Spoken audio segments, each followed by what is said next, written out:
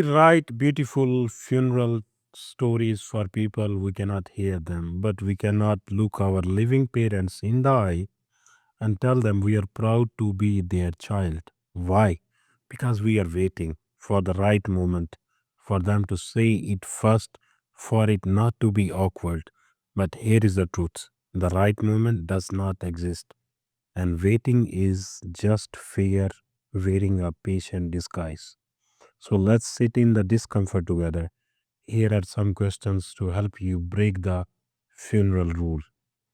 So I'm going to ask you some of the questions here. First of all, thank you very much for coming to the show. Thank you for having me. I welcome you again. Face to Right. face for the first time. Yeah, face to face for the first time. Yeah. And today I'm going to ask you first some of the questions which are going to be discomforting, but you have to be very honest. All right. Okay. Do not rush. That's just each one land where it needs to land.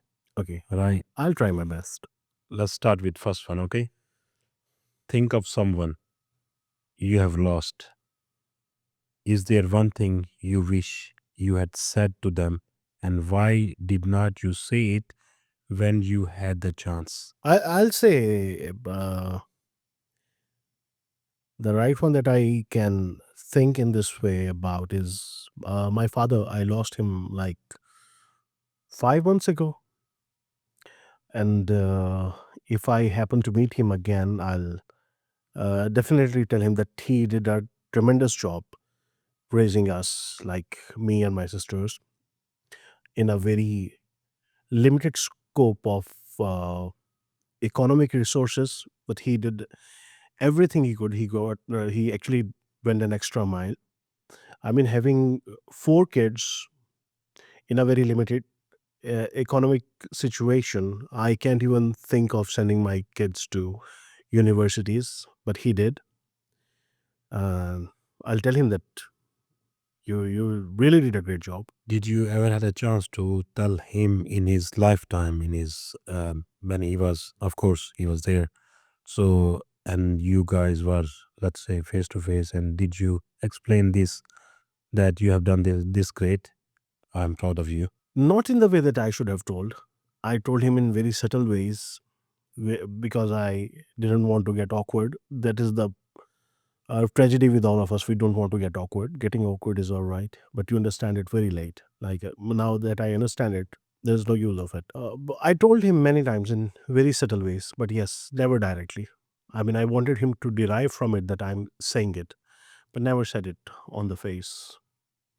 Being awkward is a very stupid thing. It is perhaps the most stupid thing the humans have. Being awkward makes you step back from the things that you should do and makes you do things that you should not do. Maybe you have experienced somewhere in your life where you take a friend of yours to a very decent place and he starts behaving in a politically incorrect manner or in a with bad behavior maybe. Why does he do so even though he's a good man? He is being awkward. Being awkward makes people do very strange things. And yes, they're mostly very bad things to do. It doesn't make people do good things. Uh, Being awkward, I believe, is the problem. Being awkward means being embarrassed. Yeah, being embarrassed or feeling that you are not fitting in the situation, or feeling that the situation is larger than you, but you have somehow landed in that situation. Handling that is what I call being awkward. So when you're talking to your loved ones and you think expressing your feelings or putting your emotions, you know, in front of them and telling them, look, I love you, I do this for you, I adore you, how it becomes an awkward situation. And when you knew that the person is gonna pass away one day and you're never gonna see him again. So why does not becomes it a life lesson for all of us that keep that awkward or shyness or embarrassing moment one side away and and just be brave and say to his face. See, what you are saying is very right thing. One should do this way. There is no other opinion that one should say it this way. But it is so awkward that you and me, we are perhaps one of the closest friends that you have or I have. We are actually those guys. But while asking me this question, you were not looking at me. It is so awkward. So awkwardness is there. Like even we being the closest friends, we cannot have maintain an eye contact. So saying it to the people that we love, it is necessary, it should be done, but yes, it is awkward. And I don't mean that it is right. You shouldn't be awkward about it. You should definitely be brave enough to say that. It is just like crying in front of somebody. That takes a lot of courage. So is the situation with expressing love, especially to your parents or your siblings. So when you say expressing something or crying, okay, or saying the words to someone who are closest to you or who've been closest to you, and then you just let that opportunity slip from your hands, and after sometimes it becomes a regret in your life, and then you say, I should have done it, when that person was there. So let's say if you would have handled that kind of awkwardness and that kind of weird, feelings, that would have been much better rather than being in a regretful situation. That's exactly very right. And the problem with life is you mostly understand the things once the opportunity is gone. We, the humans, learn lessons on a very big budget. We we learn in a very expensive way. There is no cheap lessons in life, and yes, that's also one of the things. Like I would do anything to take a moment to tell my father that I really love him and that he has done a great job, but I can never have that moment. I mean, that's how humans learn. That's not right. And those people who have actually learned from the other people's circumstances, they are, I believe, very nice people. Okay, so let's consider this scenario for a moment. If you're gonna tell them in face to face, okay, that becomes awkward situation, and every person should be able enough or courageous enough to handle that kind of awkwardness. All right, let's say that does not happen once in your lifetime, but why not send it through text? Is it still awkward? Yes, it is still awkward. I mean, it's very different for different people. For some people, it might be more awkward to send a text. For some people, it would be more awkward to say it in the face. But I believe that no matter how you communicate it, you must communicate it. You must do that. And the happiness that it would bring to the guy receiving it, that would be larger than life. He would have known like there are people, during his lifetime who love him, Yes, exactly. right? That would be his lifetime achievement award, Exactly. right? Exactly. That would worth him more than achieving an Oscar award or a Grammy award, True. whatever you name it. True. That would be lifetime.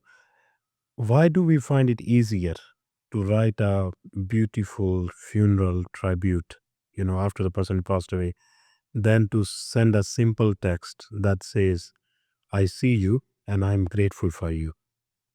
Why do we see this beauty when This the person is is passed away? this is, I believe, where we lack in emotions, and this is a weakness that humans carry, which I carry. Maybe you also carry. But this is purely a weakness of character, I'll say, weakness of morality. Call it anything, but it's a weakness. You should be brave enough to say it when they are there. Saying good things after one passes away, that's really no use. It would be like, I would say it would be like going to a movie premiere when the movie is off the screen. So there's no point. But I know uh, It's easier said than done, but this is how it should be. Some people might say that, how can you tell us to do that? You didn't do it yourself. I believe that if I didn't do a right thing, it doesn't take away my right of saying the right thing. I at least have the right to say the right thing. And I believe right thing is saying, go to your parents or your loved ones and tell them that you really value the sacrifices and the efforts they have taken in making you what you are. You know about the funeral theory or funeral rule? Yes, Okay. I somehow know. They say, I will just read it for you. Once you're passed away, right, at your funeral, only 10 people will show up. That's the best of the best. Okay. So, and if the rain comes and if the weather conditions change, out of those 10, only five will show up. Only five. Yes. So, a person who has lived a full lifetime story and only five people show up, that's what you got. Yeah, and that's sad. We talked about it in a previous episode. Yes, that is very sad. I mean, again, I after that podcast when we talked about it, I tried to look at it from different angles, and no matter what angle I looked at it from, it was sad. It didn't make me happy in any from any side. You know, when the funeral is happening, and let's say you are well liked and well loved during your lifetime, and you're lucky enough that certain number of people will show up at your funeral. You know, if you would have come back to life and you can see these are the front row people who is, sitting at the front benches. So maybe they are the only ones who need more care, more love during your lifetime. They they are the one who are your most closest ones. That's actually very right. Very, very right. And I learned this lesson somehow uh, 3 years back when my younger sister passed away. This is the lesson that I actually learned. I started being more responsive and more responsible to my towards my family. Actually, there is a very good friend of mine. You know him very well. He's in the way. He's very Yeah. successful. Yes. So one day he said, "I expect to have more time in company from you, Yeah. but you are too much into your family." And there was one thing that I learned from that event. I told him that the day I will die, my wife, my daughter, and my family will be the one who will be crying, and you will have a very important meeting, and you will genuinely not be able to come to my funeral. So I need to take care of the people who will be there at the funeral. That is sad reality of life, but Yeah. you can't avoid it. You have to face it at some point in, and you realize it. Like there are people, you spend most of the, let's say, a person who goes to office. Where does he most time is spent? In the office Yes. with his colleagues, Yes. right? So if you calculate 8 hours per day and then you times months and then do it times years, 8 hours, number of years. So he has spent more time with his office friends, office colleagues.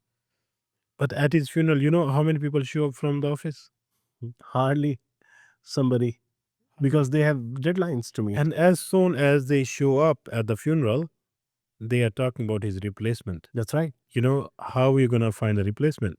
Our country, we have seen people like who, when a colleague or when office workers passed away at the time of funeral, okay, when the meal is done. That's another story. We will talk about meals, okay, after the funeral.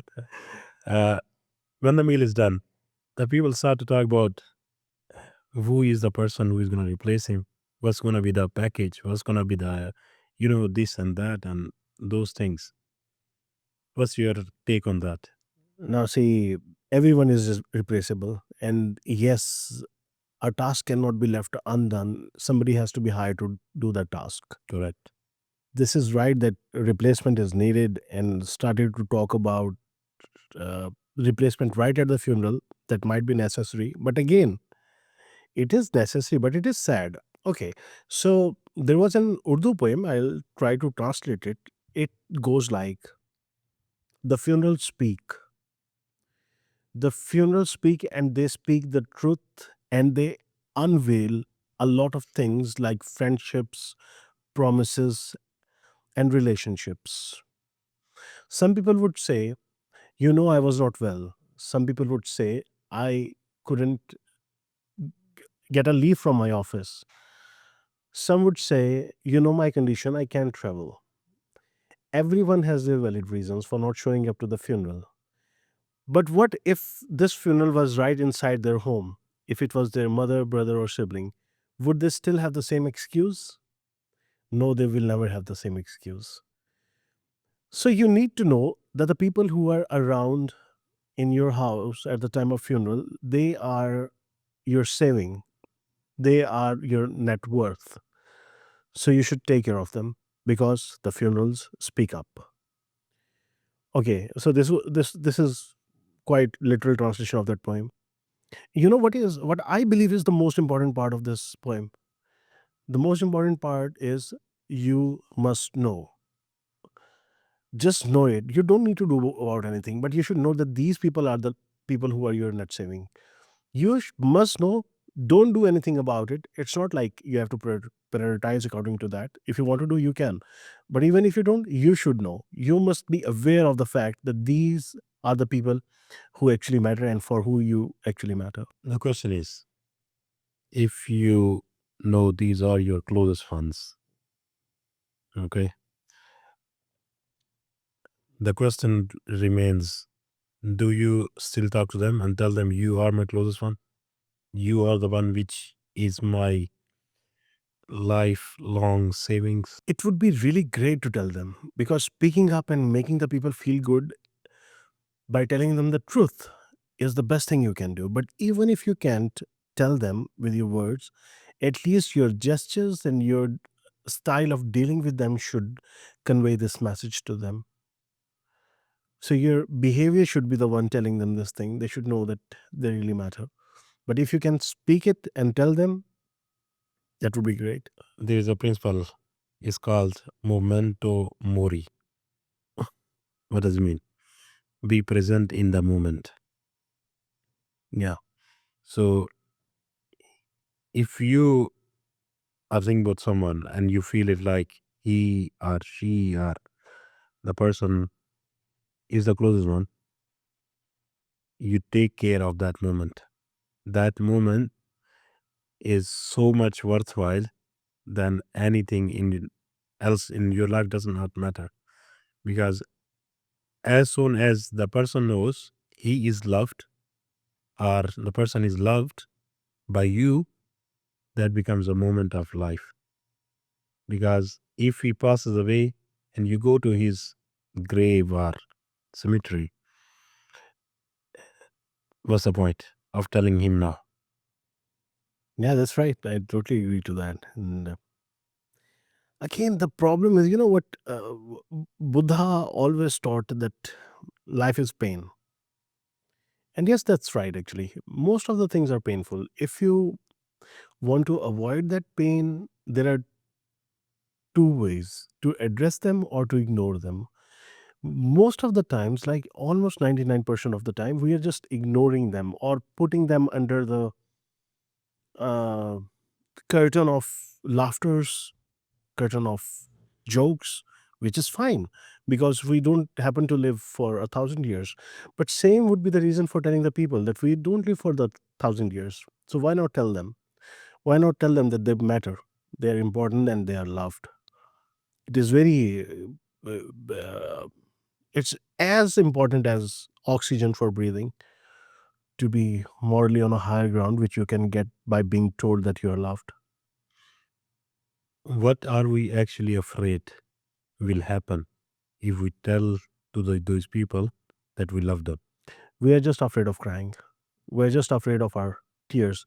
We are just afraid of being carried away by emotions because we are not strong enough to show the people our weaknesses. And that's the problem. And I'm not saying weak enough to show the people our weaknesses. It's that we are not strong enough to show the people our weaknesses. The maximum strength that is utilized is when you show somebody your weakness. That is the moment of strength. That is not a moment of weakness. But here the point comes, those people should know what are you weak about, what are you strong about. And here we're talking about that your closest one. If you know that how you tell them versus what you tell them. So at this point, we need to know like, okay, if we are telling them, look, I respect you, I love you, I like you, whatever that scenario is going on.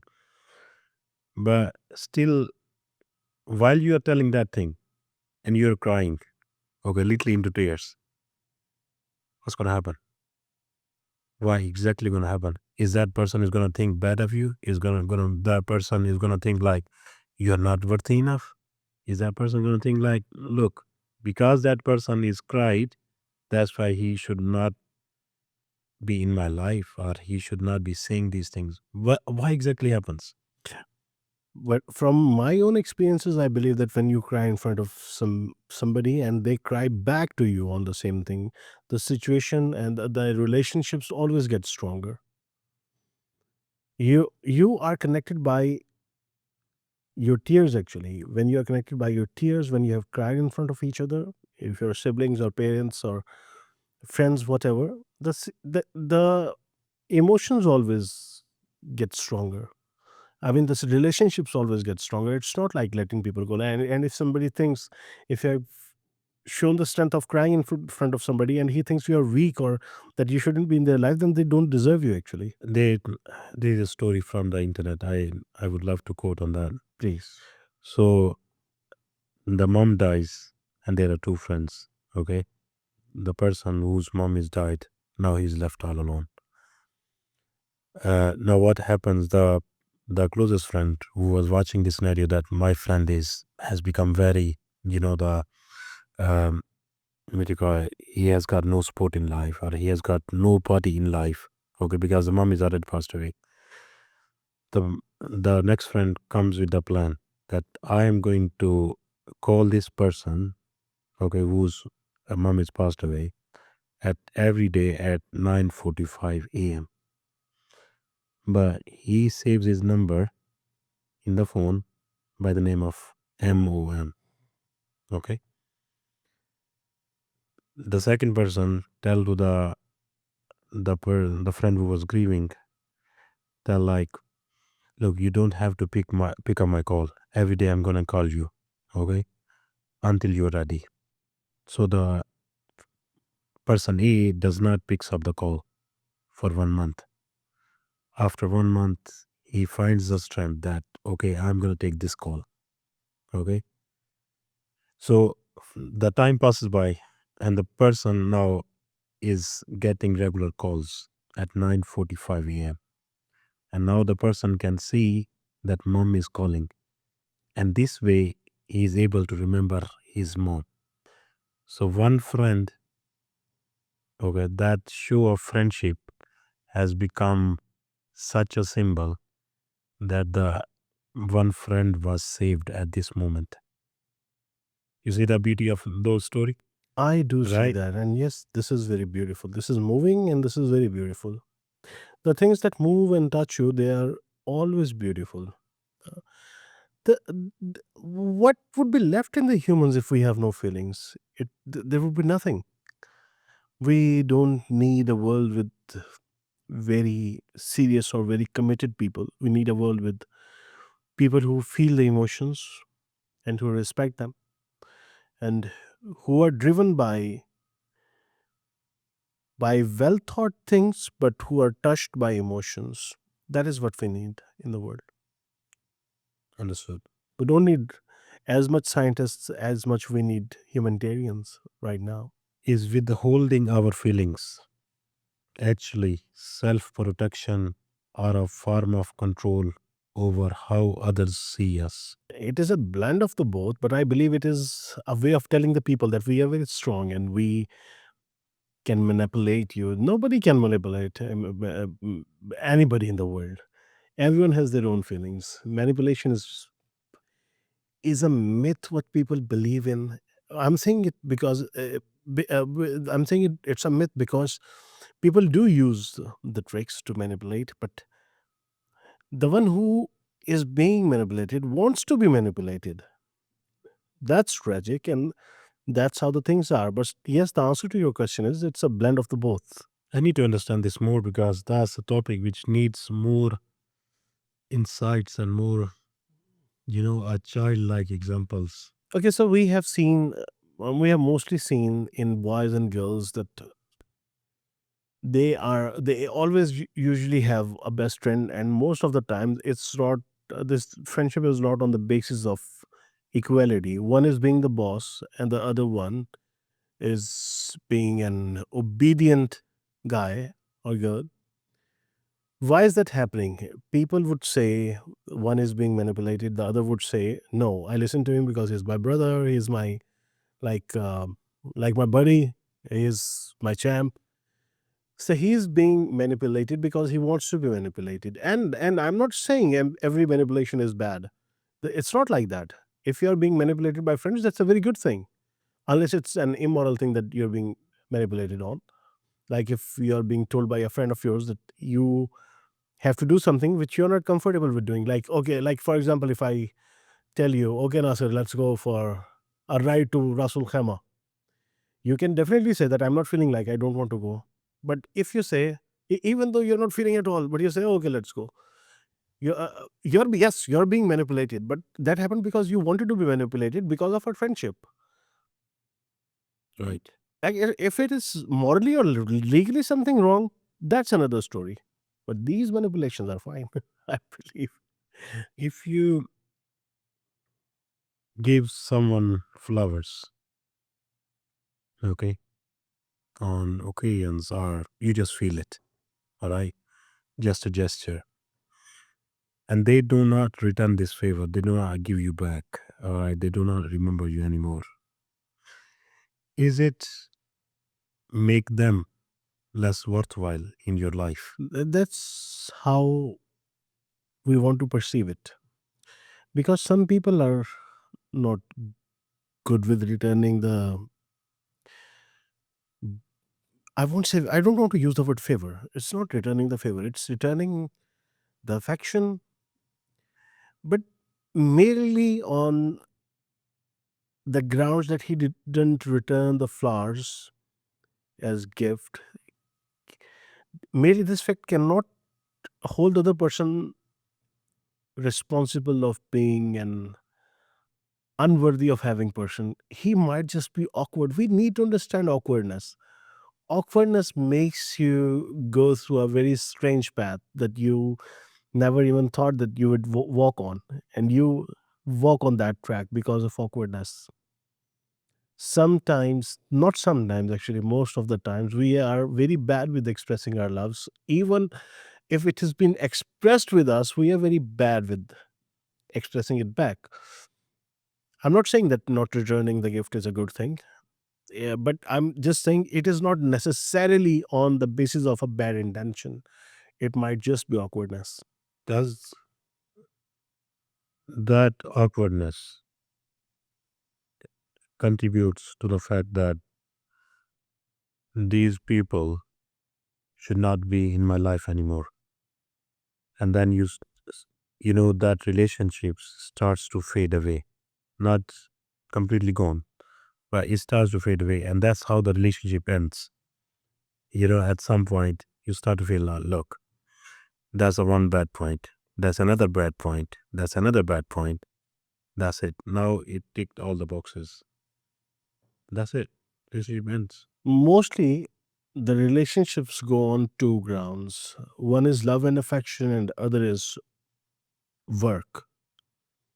If the relationship is on the basis of work, yes, this can be right. Like the people who don't honor you well, or who don't weigh you well enough, it's all right to get disconnected with them. But the people who really matter, if you start disconnecting with them because they are just not expressive, or they make you feel lesser, it cannot necessarily be the ground of giving up the relationship. You shouldn't give the relationships a chance to fade. You should always try to make them better. I understand the principle of disconnection. If you have somebody very toxic in your life who is a gone case, who cannot be amended, and you don't want to work on them, it's not your responsibility. You can definitely cut off with them. So you can step away, walk out, whatever. But working on the relationships when you think they're fading out, that's very important. And that's what makes us human. If we let everything go, everything, we cannot let everything important go, because we will have to work with that. If we keep that, what's the point? So I think one should be dealing with the relationships very reasonably, even if he is not being dealt with reasonableness. What is the shame beneath the silence? Are we afraid of being seen as soft? Or afraid of realizing we should have been seeing it all along? What's the shame beneath? The shame beneath is the first part of the sentence that you said. It is that feeling of shame that will make you look soft. Again, as I said, awkwardness. I Soft believe. means, look, I, when you say soft, Mhm. soft means crying, soft means talking too much about one situation or one moment or one emotion. When you say that soft, soft changes as the age passes by. So soft can be something different for the kids, something different for the young, and something different for the old. But it does not change the fact that you should be in any way should be hiding your feeling and should be not, you know, inviting yourself from saying, okay, this much relationship I have with you. All right, please accept my gratitude. Thank you for being in my life. Depending on the relationship, like so soft. Don't you think is a let's say awkwardness is an scapegoat? We just want to hide it because we can easily use these words soft and awkward, and that's it. Now our job is done. That's true. That's a way of running away from it, trying to run away from it. That is what it is. Because again, I believe that we humans have worked on everything very extensively, but we have worked very little on awkwardness. We have worked on working on our strengths, on our failures, on our weaknesses, but we have not yet been, I believe, too much into awkwardness. We must address awkwardness, and that is going to solve so many problems that we might not even know of. I've got some beautiful lines from Rumi. He said very beautifully, half of our life is lost in charming others, while the other half of our life is lost in going through anxiety caused by others. How are these lines? So your question is, do I agree with Rumi or I don't? Of course, On the scale of 1 to 10, how much you love it? I would love him at a 11 out of 10. Yeah, yeah, half out out to of that 10. out of 10. Right. Come on. Right. I mean, anything Rumi said, I would agree. Are you a big fan of Rumi? Yes, I am. All right, Yeah. good one. Because you are a poet, and is Rumi considered a poet or a scholar, or what he is considered? Yes, he's considered a philosopher and a poet, and one of the greatest poets of our times. And it's not like only in Persian, because he has been writing in Persian. Even he has been translated in numerous languages. So he's an international poet. Like Khalil Gibran, he was a philosopher, but he's translated into every language. So he's just an international guy. He's a citizen of Earth. Ah, okay. Well, that's a new way of looking at things. Right. Here's a question. If the person you love most died tomorrow, Mm. what would you regret not telling them? And what is stopping you from telling them today? Uh, I think I would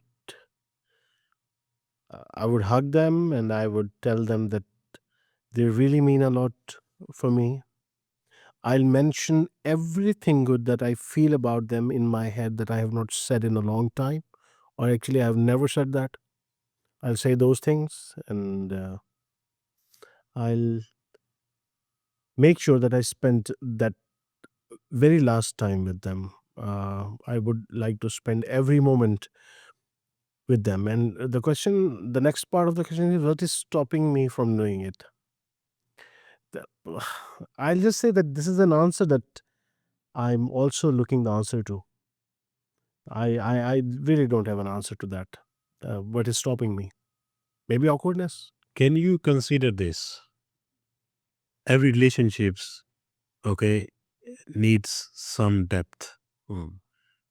Depth requires time, energy, affection. You water it like, you a plant, okay? Every day you nurture it, you care for it, you take the responsibility for it.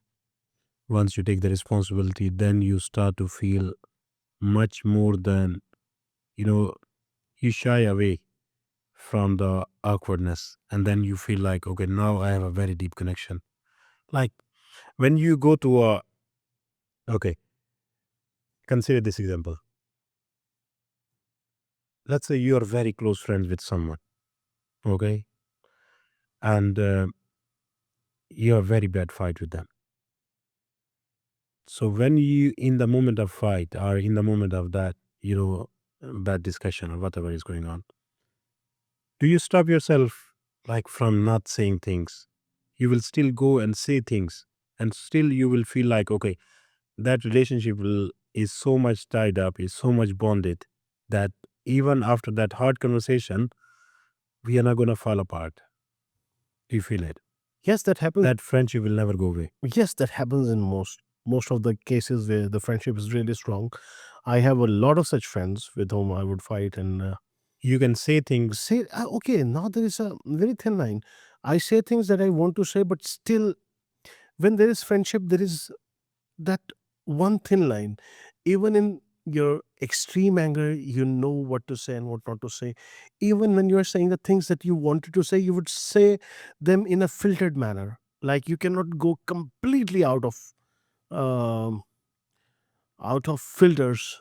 There would be some filter. You won't say Yeah, things. you don't cross the boundaries. Yes, you Right. don't. Sometimes you do. Sometimes because you're human, you sometimes do, and that leaves a scar. That does leave a scar. Scar. I believe scars make the things very beautiful. They're a very good thing. But scars are, after all, scars, and they can outgrow your friendship sometimes if you cross that line.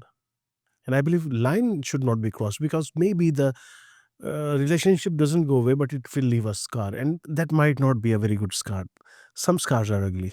If things can happen in a friendship and those things can, of course, those scars will never go away.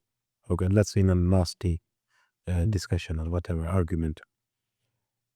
But still, with time, efforts, and energy, you can bring that friendship back again to some kind of normality. Yeah, that's true. And That's as the time passes by, you're back to normal, being the best friends again. But we do not take this approach when it comes to relationships, our closest relationships. Okay? If we have one bad fight, we want to end the relationship. One really nasty fight, we do not think about, I have to be, you know, taking some kind of steps to make it back into the normality. We always think, how do we end this? awkwardness. Again, Right. I'll say awkwardness. We are more awkward to the relationships like our family than we are awkward with friends. We are very less awkward with friends as compared to what we are with our family. That makes the things very nasty sometimes. That makes things irreparable.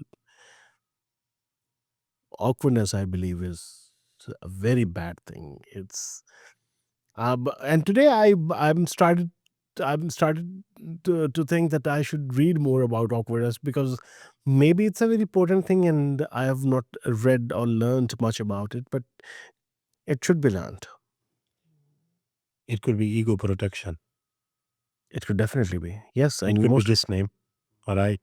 It could be like think about emotional immaturity. It could be ego protection, or it could be about emotional risk. So think about these topics, right? And you will find a tons of information like how things can be easily done. But there are many things which you can improve in life if you learn about these topics. I will, right? So here we are coming to the end of our today podcast. Those few questions are a mirror. If you felt something rise in your chest, it was guilt, it was longing, it was fear. That is not a sign you did something wrong. That is a sign there is something waiting to be said. You don't have to wait for a funeral. You do not have to wait for the perfect moment. You just have to say it. One person, one honest sentence, and it should be done today. Thank you very much for coming to the show. Thank you so much for having Let's me. meet again. Thank you.